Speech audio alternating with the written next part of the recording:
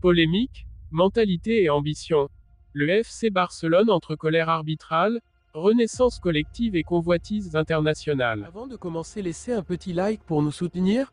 Restez tout long du vidéo si possible et si tu n'es pas encore abonné, active la cloche de notification. Le FC Barcelone vit une fin de saison aussi exaltante que tendue. Sur le plan sportif, le club catalan semble avoir retrouvé ses couleurs, porté par un collectif soudé, une mentalité inébranlable et des individualités en état de grâce. Mais en dehors du terrain, la colère gronde encore après le match retour de Ligue des Champions contre l'Inter Milan, où l'arbitrage du Polonais Szymon Marciniak est au centre d'une véritable tempête médiatique. Un arbitrage qui divise et une colère qui ne retombe pas. La demi-finale retour face à l'Inter Milan, disputée dans une ambiance électrique à San Siro, s'est conclue par une victoire 4-3 des Italiens. Un match haletant, plein de rebondissements, mais qui restera dans les mémoires surtout pour ses nombreuses décisions arbitrales controversées. Et le nom de Szymon Marciniak, arbitre pourtant très respecté sur la scène européenne, est désormais gravé avec amertume dans les esprits blaugrana. Le club catalan, qui menait à plusieurs reprises au score, a vu ses espoirs d'une finale s'envoler dans les dernières minutes, à la suite d'un pénalty très contesté accordé à l'Inter à la 82e minute pour un contact jugé léger par la majorité des observateurs. Mais ce n'est pas tout. Une main évidente dans la surface italienne n'a pas été sanctionnée, et une intervention très dangereuse sur Lamine Yamal à la 88e minute n'a valu qu'un simple carton jaune, alors que plusieurs analystes, dont des anciens arbitres, évoquaient une faute méritant clairement l'expulsion. Les médias catalans, notamment Sport et Mundo Deportivo, n'ont pas hésité à qualifier Marciniak de « protecteur du Real Madrid », alimentant une vieille rancune sur les préférences arbitrales dans les moments clés de la Ligue des Champions. Une plainte formelle aurait même été déposée par le Barça auprès de l'UEFA, qui, selon les dernières informations, aurait admis des erreurs d'appréciation majeures lors de la rencontre, sans pour autant sanctionner officiellement l'arbitre. Toni Kroos, le Barça est devenu un monstre mental. En marge de cette polémique, une déclaration a attiré l'attention du monde footballistique, celle de Toni Kroos, ancien pilier du Real Madrid, qui a tenu des propos inattendus après la défaite du Real Madrid lors du dernier Classico, 4-3 pour le Barça. Dans un entretien sincère, l'Allemand a avoué « Plus grand que, je n'étais pas convaincu que le Real gagnerait ce Classico, même quand on menait 2-0. Le Barça ne lâche rien. Leur manière de jouer, leur mentalité, on aurait dit que le score ne les affectait pas.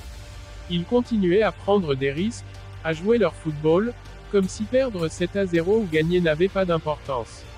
C'est rare. » Kroos a souligné que le véritable atout du Barça sous Hansi Flick n'est pas uniquement son talent technique, mais sa foi collective et mentale.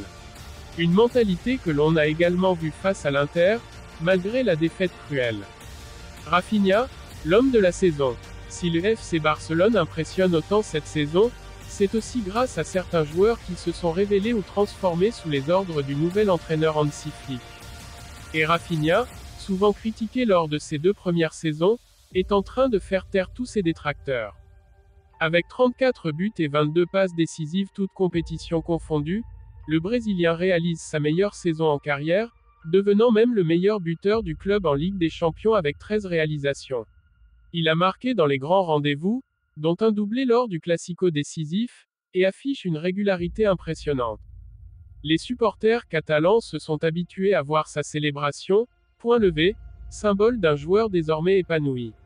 Rafinha est devenu indispensable dans le système de Flick, tant par sa capacité à déborder que par son efficacité dans les zones décisives. Sa complicité avec Lewandowski, auteur de 40 buts cette saison, est l'une des clés offensives du Barça. Manchester City rêve de Dani Olmo. Mais cette saison exceptionnelle attire inévitablement les convoitises. L'un des noms les plus suivis ces dernières semaines est Dani Olmo, revenu à Barcelone l'été dernier après des années d'exil à Zagreb et Leipzig. Le milieu offensif espagnol, très apprécié par Pep Guardiola, est dans le viseur de Manchester City qui cherche à reconstruire son entrejeu suite au départ de Kevin De Bruyne. Olmo, auteur de 11 buts et 6 passes décisives malgré plusieurs blessures, représente l'archétype du numéro 10, moderne, mobile, technique, intelligent dans les espaces.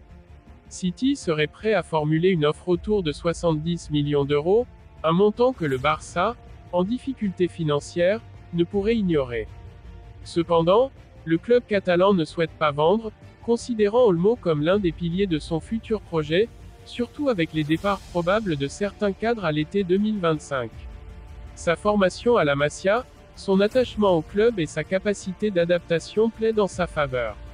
Le joueur lui-même a déclaré vouloir réussir dans le club de son cœur, rendant les négociations avec City encore plus incertaines.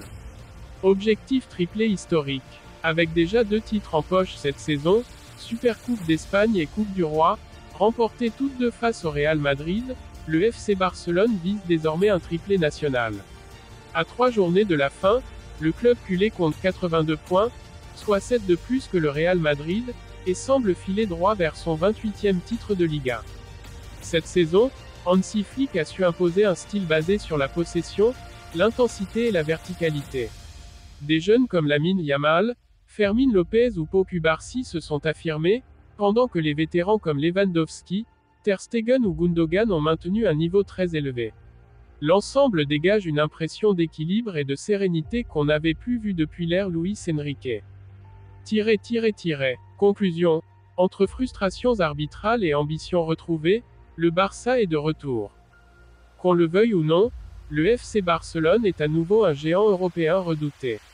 Sa résilience mentale, sa qualité collective et le niveau de certains de ses talents en font l'un des clubs les plus passionnants à suivre actuellement. Mais il reste encore des obstacles à franchir, un possible été mouvementé sur le marché, des blessures à gérer, et un rapport conflictuel avec certaines institutions comme l'UEFA. Et pourtant, dans cette tempête permanente, une chose est claire, le Barça croit en lui, en son style, en sa jeunesse et en son avenir. Et cela, dans le football moderne, c'est peut-être ce qu'il y a de plus précieux.